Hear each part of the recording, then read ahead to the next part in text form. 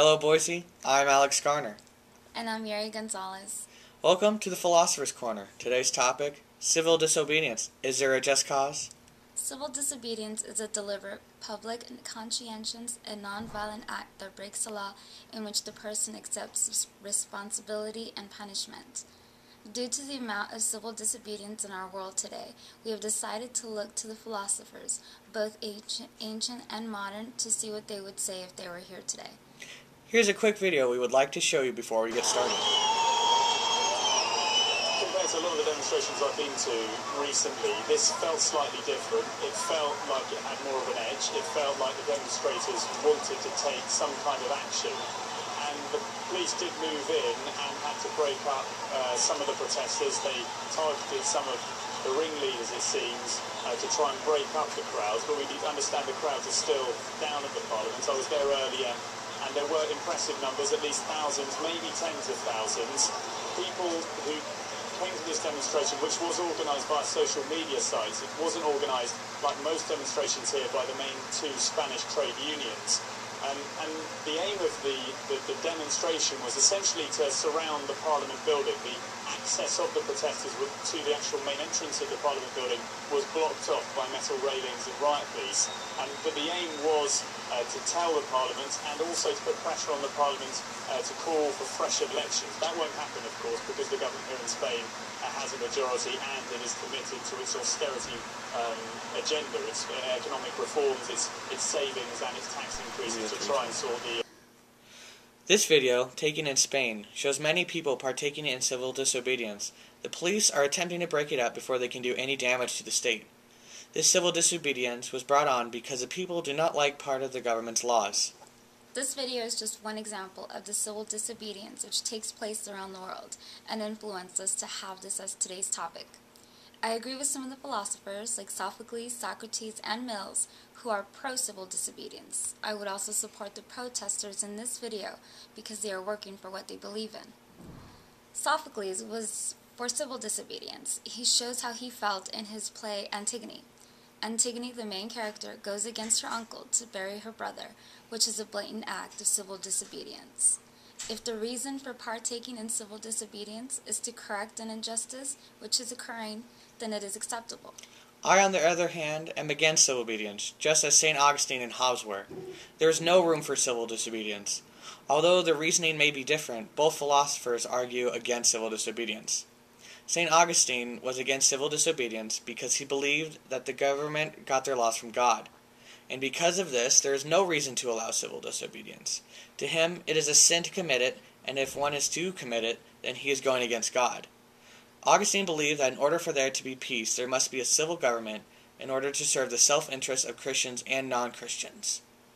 St. Augustine says that the government's authority comes directly from God. He says that it does not matter whether the government is good or bad. This is because obedience is required of all people.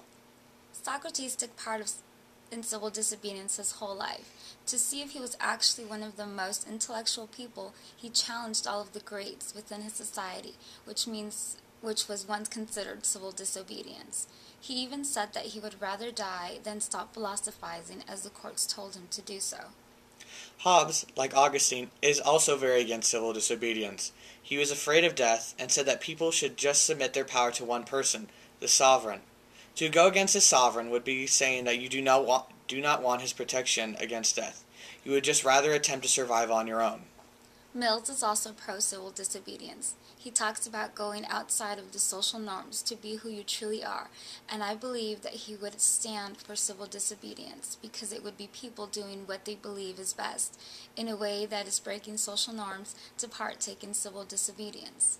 Mills explains that a person who challenges the norms should be thanked, that we should open our minds to the ideas that bring forward, listen to what it is that they stand for, and be happy that someone is thinking outside of the box the way that we ought to. In order to gather more information, we've sent our own Samantha Cheney to the streets to get everyday people's opinions.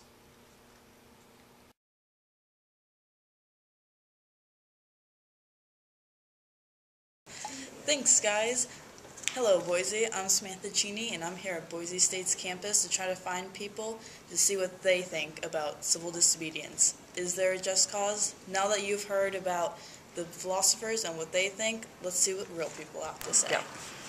Okay, so I'm Kayleen Richter, and I think that the just grounds for civil disobedience are when you've exhausted all legal options for disobeying, and Gandhi had this theory of satyagraha, where the idea wasn't to hurt the people who were oppressing you, it was to change their minds and to effect a different change. And I think that that's the proper way to make change in the society. I'm Kyla Brady, and I definitely agree with that. I think that in terms of tyranny, I think civil disobedience is obviously necessary. I do believe in good citizenship, though, and I think that you should definitely have a sense of pride for the place you live, and even if you don't agree with something, I think you should definitely speak out about it, but definitely in a peaceful, change their mind kind of way. Go. I am pro civil disobedience because I think that if some laws need to be broken in order for change to occur, such as Prohibition Acts of 1932. We had to break that law so we could get something re-established in the United States that was a big tax maker for us. Okay, I am totally pro civil disobedience. If a government is taking your human rights away, and it's that obvious, I mean, it should be an easy choice to break the law that they apply.